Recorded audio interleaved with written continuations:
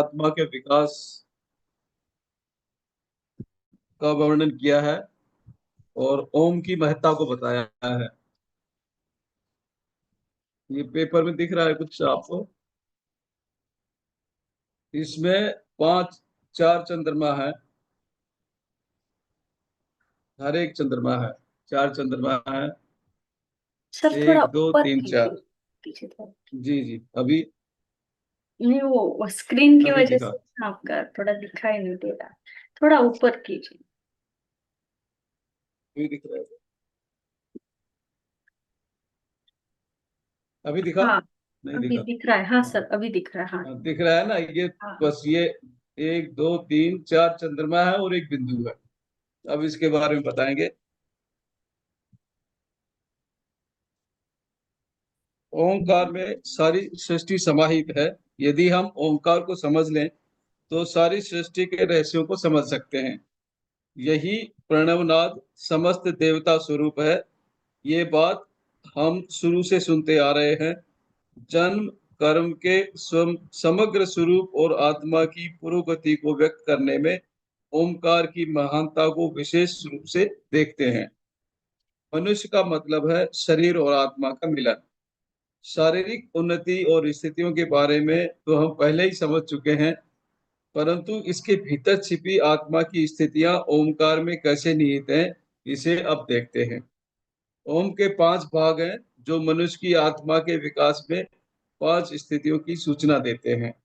ओम का पहला भाग शिशु आत्मा और बाल आत्मा का द्योतक है। शिशु आत्मा और बाल आत्मा दोनों केवल शरीर को ही प्रधानता देते हैं। इसमें तमोगुण प्रधान होता है। ये भोले होते हैं, केवल खाना पीना सोना जैसे काम ही करते हैं। जीवन का मतलब केवल शारीरिक जीवन ही समझते हैं और इसी के सुख के लिए प्रयत्नशील रहते हैं। ओम का दूसरा भाग युवावस्था की आत्म स्थिति का द्योतक है। ये रजोगुण प्रधान होते हैं, मन को प्रमुखता देते हैं और जीवन के हर क्षेत्र में प्रतिष्ठा और सम्मान चाहते हैं। किसी की परवाह न करके माया में रहकर अपनों का सुख संतोष ही चाहते हैं। ओम का तीसरा भाग प्रौढ़ आत्मा का चिन्ह है। ये लोग सत्व गुण प्रधान है, हमेशा सबकी उन्नति और भलाई चाहते हैं। ये शुभ आत्माएं हैं। ओम का चौथा भाग अर्धचंद्राकार वृद्धात्मा को सूचित करता है। यह ध्यान जीवन का संकेत है। ये वृद्धात्माएं हमेशा शुद्ध सात्विकता से भरी रहती है, स्वयं को शरीर के रूप में नहीं आत्मा के रूप में समझती हैं।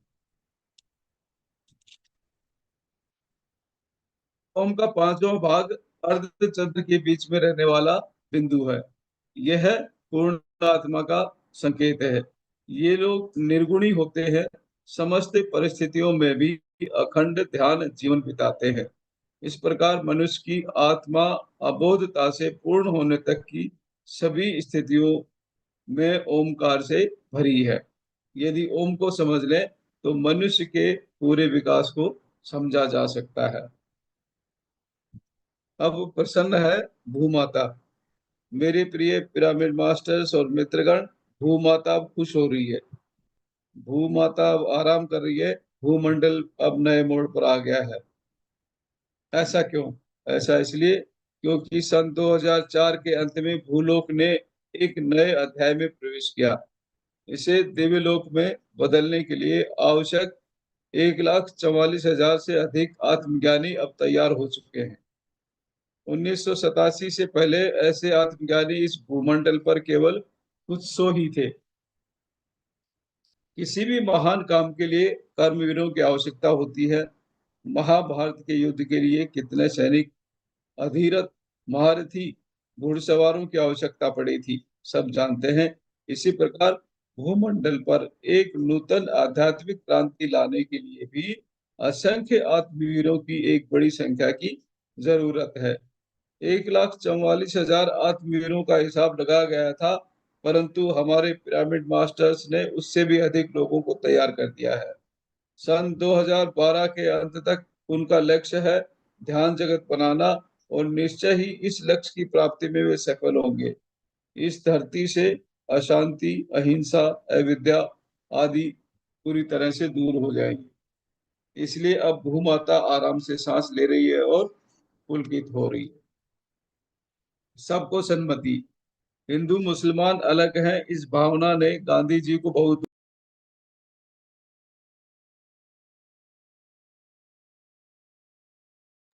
सर अनम्यूट करें।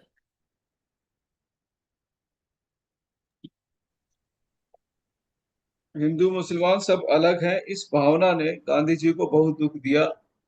कौन हिंदू कौन मुसलमान, सब एक ही हैं।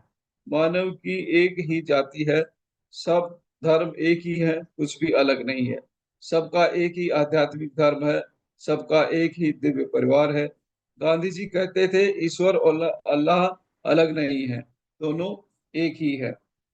गांधी जी देश के बापू हैं, पिता हैं। उन्होंने अहिंसा को अपनाया।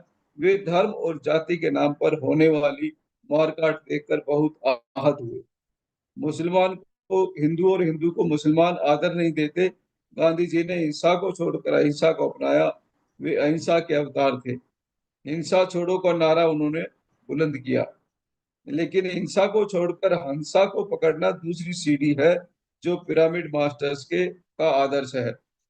पहली सीढ़ी अहिंसा परम धर्म है, इसी से भारत ने स्वतंत्रता पाई। गांधी जी विशुद्ध चक्र के प्रतीक हैं। उन्होंने प्रार्थना की कि हे प्रभु, दुनिया को सन्मति दीजिए। वास्तव में सन्मति का मतलब है सत्य द्वारा मिली हुई बुद्धि। सत्य का मतलब है आत्मा। जिस मति के साथ आत्मा मिली रहती है वही सन्मति है। सन्मति है कि सब बराबर हैं। यह जानना सन्मति है कि मैं शरीर नहीं हूँ, आत्म पदार्थ हूँ। अपनी वास्तविकता के सृष्टिकर्ता हम स्वयं, हम ही हैं। हम सब कई जन्म और कर्म पर परंपरा में अनेक पाठ सीख रहे हैं। बुराई करने पर बुराई, भलाई करने पर भलाई मिलती है। इस प्रकार कर्म सिद्धांत के मुख्य प्रभाव को जानना चाहिए। किसी भी जानवर को न मारे, उनकी रक्षा करें। गांधी जी तो ईश्वर से प्रार्थना कर रहे थे कि सबको सन्मति दीजिए, लेकिन सन्मति कौन दे सकता है? वह तो स्वयं ही प्राप्त करनी होगी। कैसे? ध्यान के द्वारा।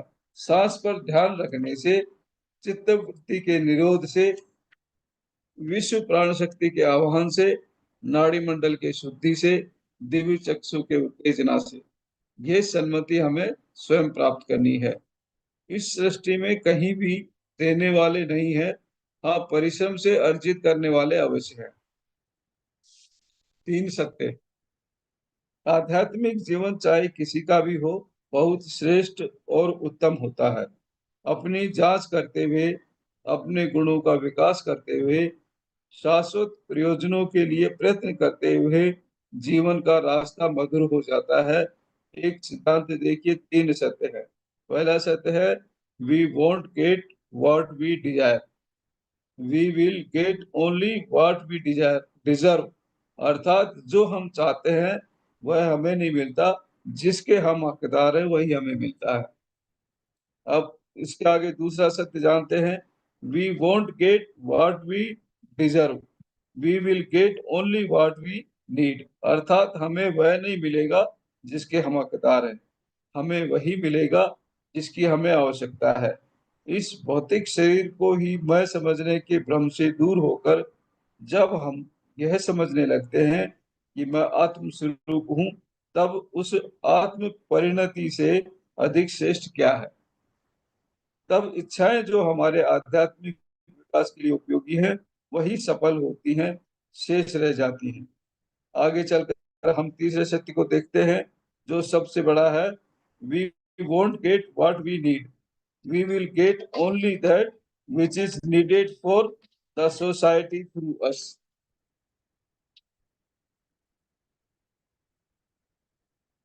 अर्थात हमें वह नहीं मिलेगा जो हमें चाहिए, हमें वही मिलेगा जो हमारे माध्यम से समाज के लिए आवश्यक है।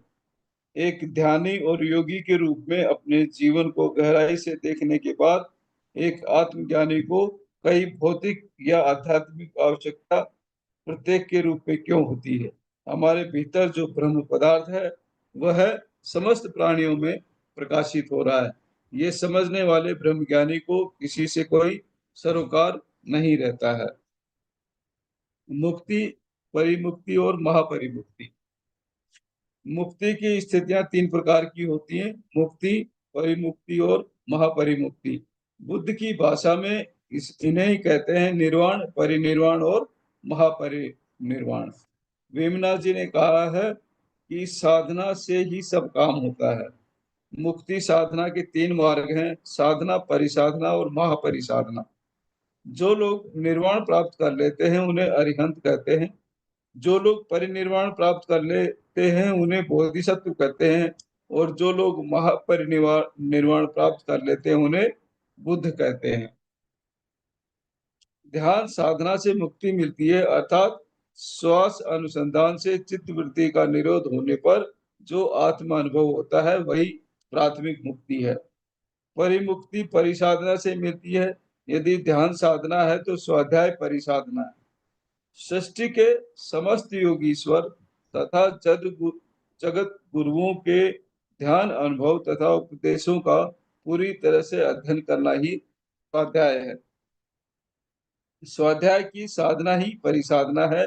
इसी से परिमुक्ति अर्थात परिनिर्वाण हो जाता है। तीसरा है सज्जन संगति साधना। अपने से महान लोगों से सीखना, अपने से छोटे लोगों को ज्ञान बोध कराना ही सज्जन सांगत्य महापरिसाधना कहलाता है। इसी से महापरिमुक्ति, महापरिनिर्वाण मिलता है और हम बुद्ध हो जाते हैं। ध्यान द्वारा मुक्ति, ध्यान और स्वाध्याय द्वारा परिमुक्ति, ध्यान, स्वाध्याय और सज्जन संगति द्वारा महापरिमुक्ति। केवल स्वयं के विकास पर काम करने से मुक्ति, दूसरों की मुक्ति के लिए काम करने से परिमुक्ति और समस्त प्राणियों की मुक्ति के लिए काम करने से महापरिमुक्ति मिलती है। सभी पिरामिड मास्टर्स महापरिसाधक, महापरिमुक्त और बुद्ध हैं। सत्य ही भगवान है। मुंह का मौन, मन का शून्य, उसका नाम है ध्यान। बातों की सजगता, बातों की सच्चाई, उसका नाम है ज्ञान। आत्मा की शांति, आत्मा की निर्भयता, उसका नाम है मुक्ति। काम में न्याय, काम में विनय, उसका नाम है धर्म। ध्यान ही भोग है, ज्ञान ही मुक्ति है, सत्य ही भगवान है। भारत में सबको ज्ञान, सबको ध्यान और भूमंडल में सबको मुक्ति। मुख्य मनुष्य तीन चीजों का मिलन है: मन, वाक और कर्म। मन हमेशा निश्चिंत होना चाहिए। मन में व्यर्थ विचार बिल्कुल नहीं होने चाहिए। मन में हमेशा शुद्ध विचार रहने चाहिए। मन में वर्तमान के बारे में अधिक विचार होने चाहिए। भूत और भविष्य के विचार ही मन का विनाश करते हैं। यदि मन में अनावश्यक विचार नहीं रखना चाहते तो निरंतर कार्यरत रहना है, हमेशा सुकर्म ही करना है। मुंह से सुवाणी ही निकलनी चाहिए। मुंह में सरस्वती का वास होना। बस आज के लिए इतना ही। सभी का बहुत बहुत धन्यवाद। Thank you so much.